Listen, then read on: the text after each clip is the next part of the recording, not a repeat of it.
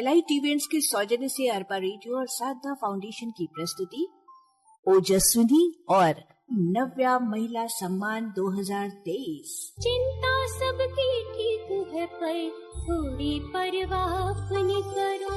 अनुभव की पोटली के साथ प्रेरणादायी ममतामयी महिलाओं को सम्मान ओजस्विनी सम्मान। समझ प्रेम सम्मान का आपस में अनुबंध रहे। नई रोशनी और नए जमाने की प्रेरणास्पद व्यक्तित्व की धनी युवा महिलाओं का सम्मान नव्या सम्मान। नजर है मेरी सपनों पर, मत उलझाओ झंझटों में। आज कुछ बातें बहुआयामी व्यक्तित्व के रूप में नव्या सम्मान से सम्मानित प्रियंका विश्वास से सुनिए बातचीत। इनसे बातचीत कर रही हैं मातृका। सृष्टि सुंदर सरल रहे, सृष्टि सुंदर सरल रहे। आज हमारे बीच हैं बहुआयामी व्यक्तित्व के रूप में डॉक्टर प्रियंका विश्वास। जी, बात करते हैं डॉक्टर प्रियंका विश्वास और शुरुआत करते हैं इनके परिचय से। हाय मातृका, मेरा नाम डॉक्टर प्रियंका विश्वास है और आप सबने मुझे देखा होगा 2019 के Amul master chef India season 6 में। बाय प्रोफेशन मैं एक डेंटिस्ट हूँ, लेकिन साथ ही साथ मैं एक क्लाउड किचन चलाती हूँ जिसका नाम है बॉम नेशन। इसके थ्रू मैं काफी पार्टीज के एंड खाने के ऑर्डर्स में इतनी सारी प्रतिभाएं एक व्यक्ति के अंदर मास्टर शेफ से शुरू करते हैं। खाना बनाना पसंद करना और फिर उसके बाद मास्टर शेफ तक जाना, ये कहाँ से शुरू हुआ और मास्टर शेफ तक कैसा रहा? शुरुआत करते हैं शुरुआत से। हमारा फाइनेंशियल कंडीशन उतना अच्छा नहीं, हम बहुत लो मिडिल क्लास पीपल थे और पापा चूंकि बैंक में थे, लेकिन मम्मी हम लोग को best of the best studies देना चाहती थी। तो इसलिए मम्मी ने मुझे और भाई को उस टाइम के सबसे फेमस महर्षि स्कूल में डाला। फीस काफी हाई होती थी, सैलरी भी ज्यादा नहीं थी, तो उस चीज को कोप अप करने के लिए मम्मी ने घर से एक मेस स्टार्ट किया, स्टूडेंट मेस। तो पापा की जो सैलरी आती थी वो मैक्सिमम रेंट पे और घर के खर्चों पे चली जा रही थी। हमारे पर्सनल एक्सपेंसेस के लिए कुछ भी नहीं बचता था।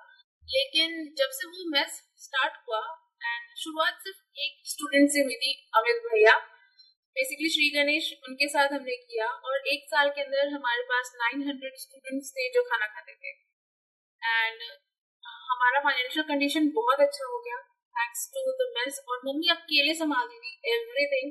मैं बहुत छोटी थी कि मैं कुछ भी हेल्प कर पाऊँ। वो जो थोड़ा बहुत कुछ काट वाट देना या टिफिन डब्बे में भर देना, हम लोग टिफिन डिलीवरीज पे देते थे, स्टूडेंट्स घर पे खाते थे। ठीक है, फाइनेंशियल कंडीशन तो डेफिनेटली अच्छी हुई, बट मुझे स्पार्क आता था मेरी माँ की आंखों में लोगों को अच्छा खाना खिला के एंड उनके फेस पे हंसी देख के। वो डेफिनेटली बहुत स्पाइक अप कर दिया हमें, वो बहुत इंस्पायर की मुझे। वो चीज हमारे जो रिलेटिव्स है उन्होंने, हमारे नेबर्स ने काफी अजीब तरीके से रिएक्ट किया। कुछ लोगों ने तो मुझे ये तक कहा कि मेस वाली की बेटी है, ये भी मेस वाली बनेगी, लोगों के घर झाड़ू पोछा करेगी, लोगों का चूल्हा साफ करेगी। ये तक क्रिटिसिज्म ये एक क्लास 6 में पढ़ रही बच्ची को दे रहे थे। मेरे खुद के फैमिली मेंबर्स जो ब्लड रिलेटिव्स हैं वो भी कहते थे कि ये क्या कर लेगी लाइफ में। बहुत सारे क्रिटिसिज्म्स लाइफ टाइम सुने मैंने, लेकिन वो जो मेरी माँ की आंखों का स्पार्क था, वो जो लोगों को खाना खिलाने की, अच्छा खाना खिलाने की जो खुशी थी, उस चीज ने मुझे इंस्पायर किया और मास्टर शेफ के मैदान तक पहुंचाया। मास्टर शेफ जाने से पहले क्या रहा? आप जाना चाह रही थी मास्टर शेफ या फिर किसी ने कहा कि जाओ खाना अच्छा बनाती हो तो मास्टर शेफ में ट्राई करो? सो मास्टर शेफ सबसे पहले आया जब मैं क्लास 9 में थी एंड उस वक्त जो विनर रही, वो जो पूरा माहौल बना, वो जो खाने के प्रति जो प्रेम था, वो लोगों के लिए पागलपन बना। वो चीज देख के कहीं ना कहीं मेरी मॉम चाहती थी कि मेरी माँ वहां जाए और कहीं ना कहीं मैं भी चाहती थी कि मैं या मम्मी यार कोई तो स्टेज तक जाए, बिकॉज खाना इज लव। कहानी आगे बढ़ी, हम घर वगैरह शिफ्ट किए। कट टू द प्लेस, जब मैंने पहली बार खाना बनाया मुझे मम्मी को देख के खाना बनाने का बड़ा शौक होता था, लेकिन मुझे आता कुछ भी नहीं था बनाने। मैं क्या करती थी, जो मैं किचन, मम्मी ने खाना बना के रख दिया है, लेकिन मुझे तो भाई एक्सपेरिमेंट करना है और मुझे नहीं पता कि सीक्वेंस क्या है, कौन सी चीज को पहले डालना है, कौन सी चीज को बाद में डालना है। तो जो मैंने पहले एक डिश बनाई थी, आई स्टिल रिमेम्बर, मैंने कढ़ाई ली, उसमें मैंने तेल डाला जो कि शायद ढंग से गर्म भी नहीं हुआ था, और घर में जितने मसाले थे मैंने उसमें सारे डाले, घर में जितनी सब्जियां थी मैंने सारी डाल दी अंडा डाल दिया, उसमें चाय पत्ती डाल दी, उसमें बटर डाल दिया, दही डाल दिया, घी डाल दिया, और मैं डाले जा रही हूँ, ऊपर से प्याज, ऊपर से लहसुन, मुझे जो दिखता गया मैं हर चीज डाली। मुझे पनीर दिखा मैंने वो तक डाल दिया। ओ माय गॉड, वो उसके बाद ना कुछ एक बना, मुझे नहीं पता वो क्या बना, बट कुछ एक बना वो बिल्कुल भी खाने लायक नहीं था अल्टीमेटली। और वो जो एक डिश बनाने के पीछे मैंने किचन को कबाड़ खाना बना दिया। बहुत सुटाई हुई, लेकिन मेरा पागलपन गया नहीं। मैं रोज जाती थी, कुछ ना कुछ उटपटांग बनाती थी। और उसके बाद मम्मी ने रोक दिया कि नहीं, तुम पढ़ाई में कंसंट्रेट करो, क्योंकि तुमको पीएमटी वगैरह में बैठना है, तो ये सब बंद करो। और उसी बीच मेरी मम्मी को दिल्ली जाना पड़ा और मुझे एक गेटवे मिला। मम्मी ऑल दो 3 दिन के लिए गई थी और 3 दिन का खाना इंक्लूडिंग चावल फ्रिज में बना के गई थी, लेकिन फिर भी मुझे तो एक्सपेरिमेंट करना था। एंड मम्मी उसी दिन रात को या नेक्स्ट डे मॉर्निंग आ रही थी, एंड देन मेरा भाई आने वाला था स्कूल से। मैंने सोचा कि चलो एक्सपेरिमेंट करते हैं। घर पे मुझे दिखा कि अरे मम्मी तो फ्रिज में चावल रखी है, वो रात तक हो जाएगा।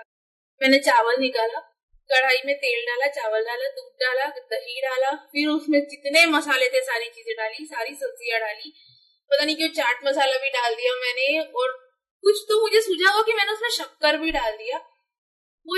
वो so called egg fry rice मैंने बनाया और मेरा भाई आया, वो देखा खाने को, एंड लिटरली मुझे एक चम्मच खा के बोलते मैं ना समोसा खा लिया था यार कैंटीन में, मेरे को ना भूख नहीं लग रही है, एक काम करते डॉगी को डाल देते। तो बोली ठीक है, मेरे को भी भूख नहीं है, खिला तो मुझे भी नहीं रहा था, अब कुछ तो बोलना पड़ेगा कवर अप के लिए। हमने बाहर वो डॉगी को डाला, and you won't believe Matrika, कुत्ता आया, उसे सूखा और चला गया। लाइक ये लिटरली जो बोल रहे तेरा खाना कुत्ता भी नहीं खाएगा, ये मेरे साथ हुआ है। सच में मेरा खाना कुत्ते ने नहीं खाया। एंड लिटरली बाजू में नाली में एक सुअर बेचारा घूम रहा था, वो आया और उसने नाली में मुंह डालने के बाद मेरा खाना खाया था। और मेरी मम्मी फोन पे थी और मेरा भाई हंस रहा है कि मम्मी इसका खाना लिटरली कुत्ते ने नहीं खाया है, एक सुअर जो है वो नाली के बाद इसका खाना खा रहा है। इमेजिन, वो मतलब मैं इस कदर खाना ये मेरा लेवल था। और फिर धीरे धीरे मैं सीखना शुरू की, मैं ध्यान देना शुरू की, मेरे में क्यूरियोसिटी बढ़ी। वो एक्चुअली इंसल्ट मेरे दिल को लगा। मैं अपने दोस्तों सबको पिन करना शुरू की कि तेरे टिफिन में आंटी कैसे बनाती है। मैं मम्मी को फॉलो करना शुरू की, मैं अपनी दादी से स्टोरी सुनने लगी, जो हमारी फैमिली रेसिपीज है मैं उनमें इंटरेस्ट लेने लगी। तो धीरे धीरे टाइम के साथ मैं परफेक्ट होती गई। एंड देन जब मास्टर शेफ आया तो मैंने सीजन 5 के लिए अप्लाई किया था, लेकिन मेरा सिलेक्शन होके भी नहीं हुआ, कुछ हुआ ऐसा। एंड देन जब सेकेंड राउंड हुआ, मास्टर शेफ सीजन 6 आया, मैं उसमें जाने के लिए रेडी नहीं थी, बिकॉज मुझे लगा कि नहीं इस बार भी नहीं होगा यार, कुछ गड़बड़ हो ही जाएगी। मम्मी लास्ट मोमेंट तक मुझे बोलती रही, लाइक अगर ऑडिशन कल सुबह 11 बजे से है, मम्मी आज रात को 10 बजे बोल रही, सुनना दे देना यार, ऑडिशन बना लेना, घर में है तो, मछली है, चिकन है, बना ले, कुछ तो बना ले। वो 12 बजे तक मुझे पिन करती रही। एंड आई स्टिल रिमेम्बर, मैं मम्मी को बोली चल आपके लिए करते हैं।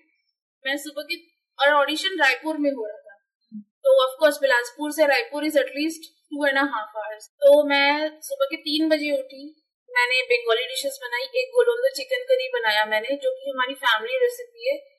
एक मैंने डाब चिंगड़ी बनाया, जो कि ग्रीन कोकोनट में डाब के अंदर प्रॉन्स को डाल के बनता है।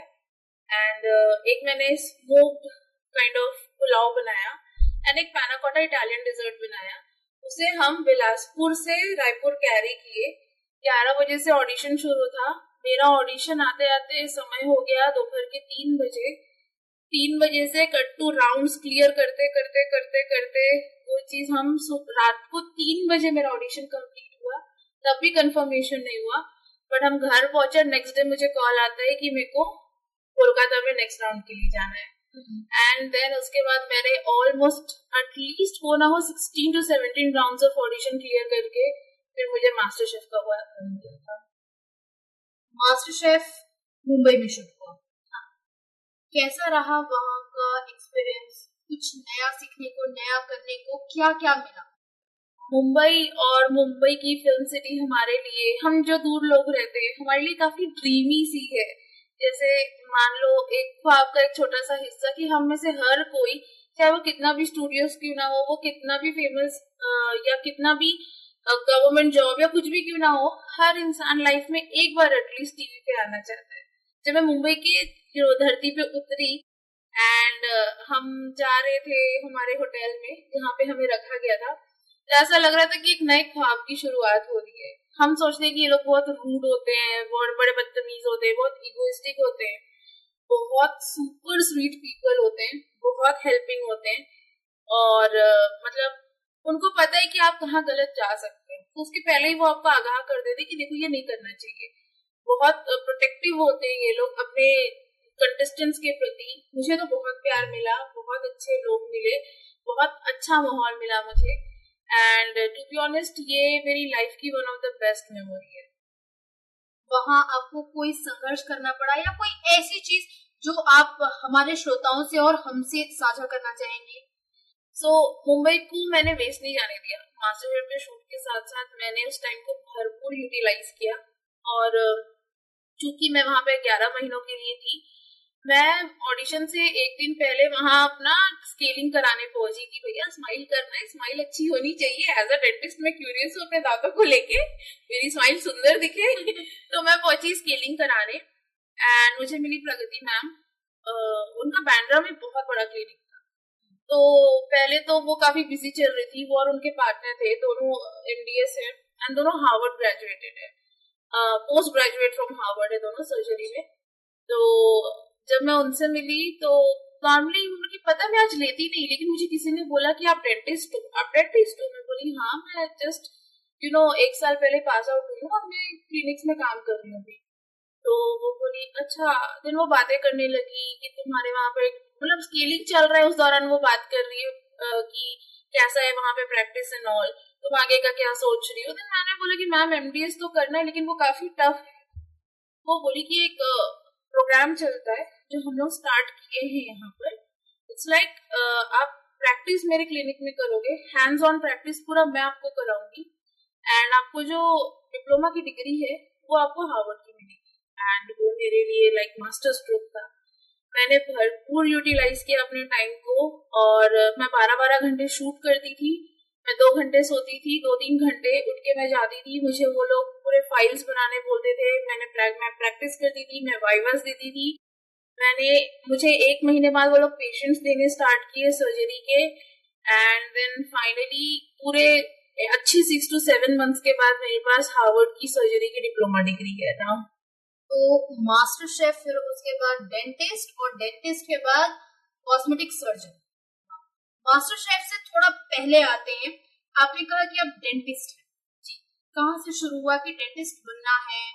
मेरे पापा ना अपने टाइम पे ऑल इंडिया PMD में टॉप किए थे, लेकिन उस वक्त फीस जो थी मेरे दादाजी दे नहीं पाए थे। वो एम्स के लिए क्वालिफाई हुए, उसकी फीस भी दादाजी नहीं दे पाए, तो पापा को अल्टीमेटली बैंक में जाना पड़ा। फिर उनका एक ड्रीम था कि अपनी बेटी को डॉक्टर बनाए।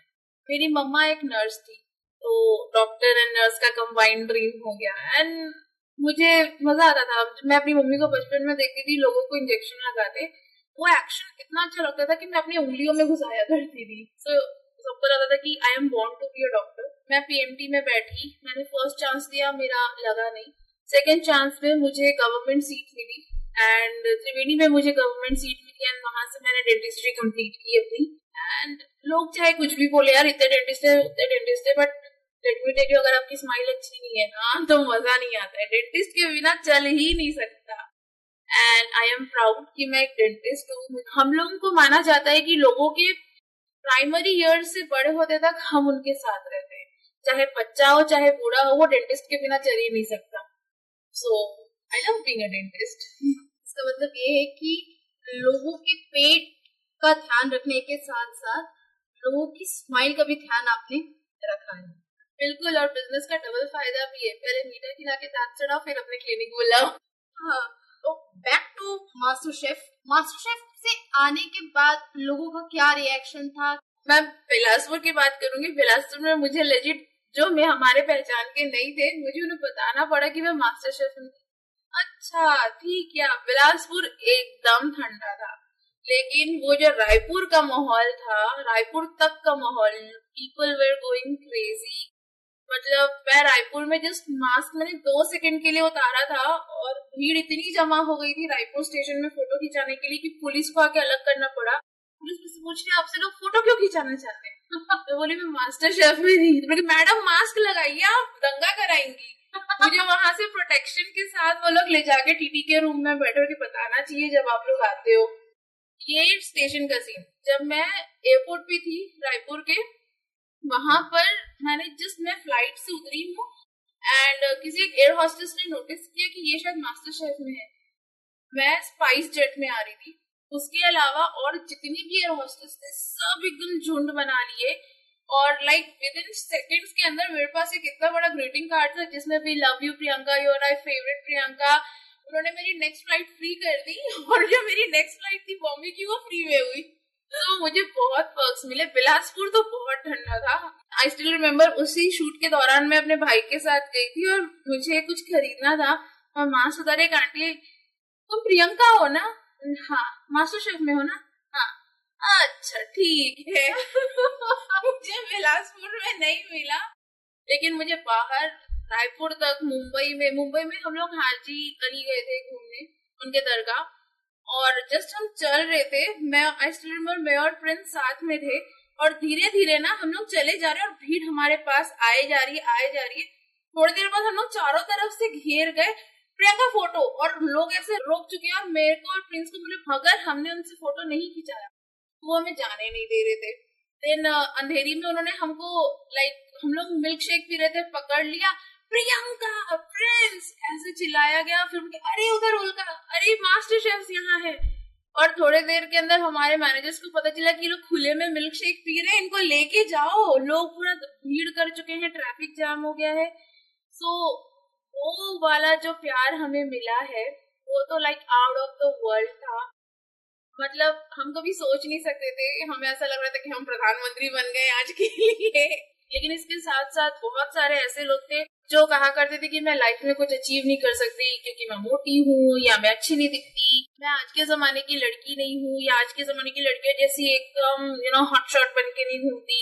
ये लोग काफी जज किए थे मेरे को, उनके भी मुंह बंद हुए। तो ये सबसे बड़ा चेंज आया। और मैंने अपने ऑडिशन में बोला भी था कि उगते सूरज को हर कोई सलाम करता है। बस मैं वही एक्सपीरियंस कर रही थी। फिर उसके बाद आपने क्या किया, चीजें कंटिन्यू कैसे की?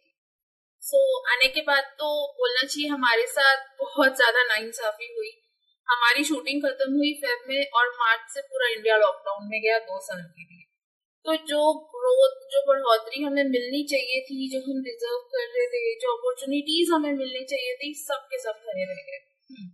इंडिया जैसी लॉकडाउन पे गया, स्टिल घर से मैंने करीब 100-200 से ज्यादा ब्रांड कोलैबोरेशंस किए।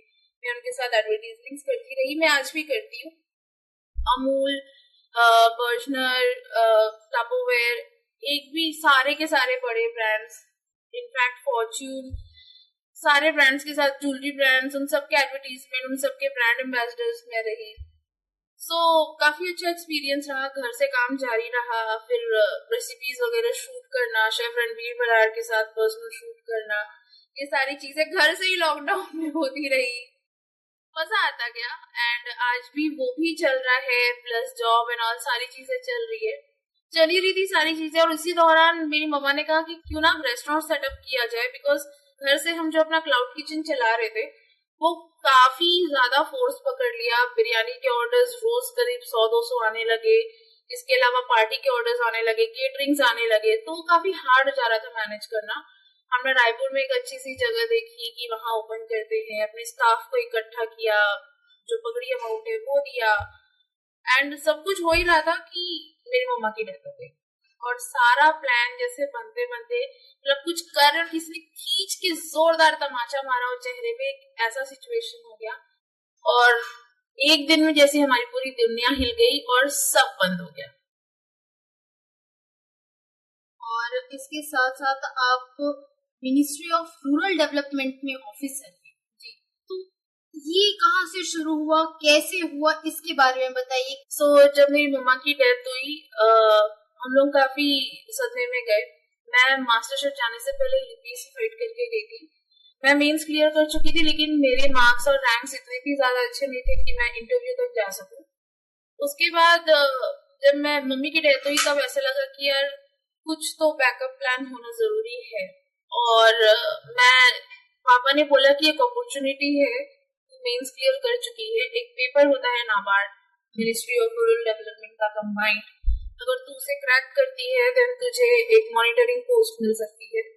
एंड मैंने वो क्रैक किया थैंकफुली। शायद वो अंदर का गम होगा या मम्मा की आशीर्वाद, वो चीज क्रैक हुई और अब मैं मिनिस्ट्री ऑफ रूरल डेवलपमेंट की ऑफिसर। और इसके साथ हमें ये भी पता चला था कि आप आरजे भी रही हैं जी, उसके बारे में भी कुछ बताइए। मैं आरजे बनी जब शुरुआत जब की, मैं तब सिर्फ एक 18 साल की लड़की थी। एंड मेरा कॉलेज भी उसी वक्त स्टार्ट हो रहा था, डेंटिस्ट्री का कोर्स।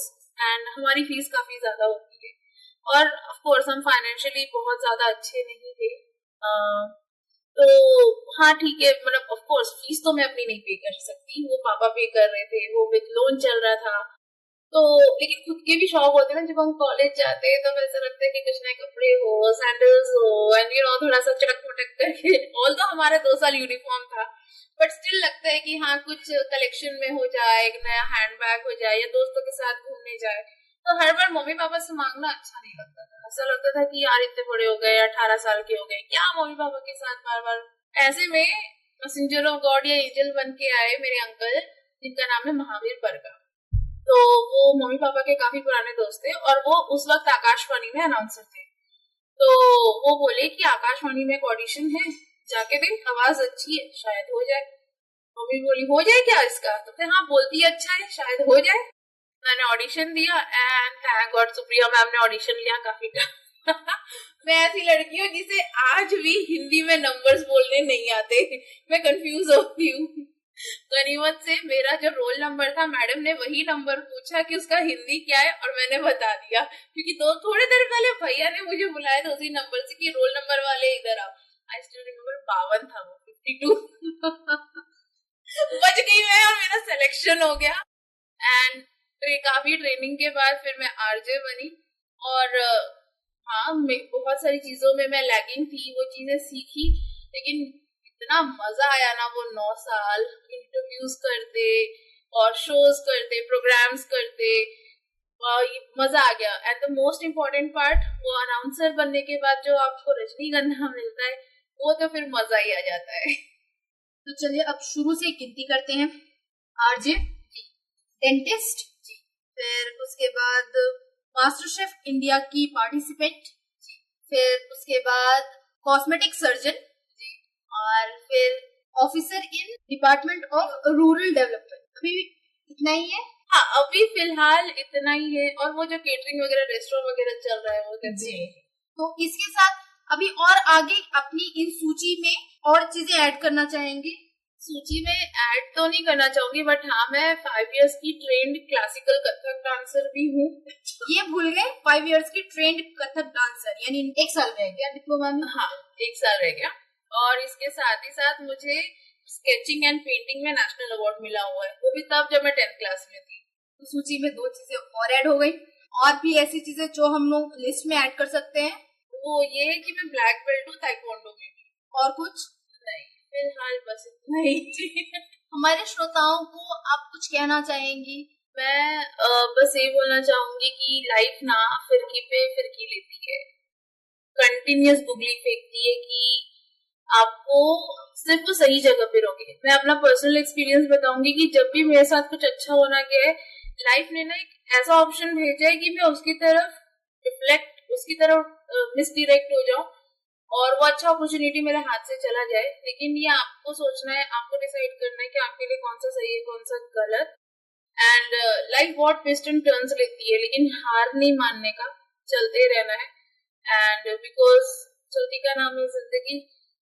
अगर हम इट्स ओके अगर आपको नहीं पता कि आपको पहुंचना कहाँ है, जस्ट रुकना मत, वो दौड़ना भागना मत छोड़ना, वो हो हारना हो जाता है। अगर आप चलते रहोगे ना तो आप एक सही जगह पे पहुंच ही जाओगे, लेकिन थक के हार गए ना तो बैठे रह जाओगे। और इसी के साथ आपको आपके भविष्य के लिए बहुत सारी शुभकामनाएं। और उम्मीद करते हैं कि आपकी ये जो सूची है ये और भी लंबी होती जाए। Thank you so much. हमको फिर से आपका इंटरव्यू करने का मौका मिले और नई प्रतिभाओं के साथ। ये थैंक यू। औरत होना ही काफी है एक मंच में आने को, तोड़े रूढ़ की साजिशें जो रची हमें लड़वाने को, संग शर्म के बुद्धि साहस भी हिस्से श्रृंगार के, असर हमारे मुखर मौन में भर जाए हुंकार के, भर जाए हुंकार के। आप सुन रहे हैं बिलासपुर छत्तीसगढ़ का अर्पा कम्युनिटी रेडियो 90.8 मेगाहर्ट्ज पर। सृष्टि सुंदर सने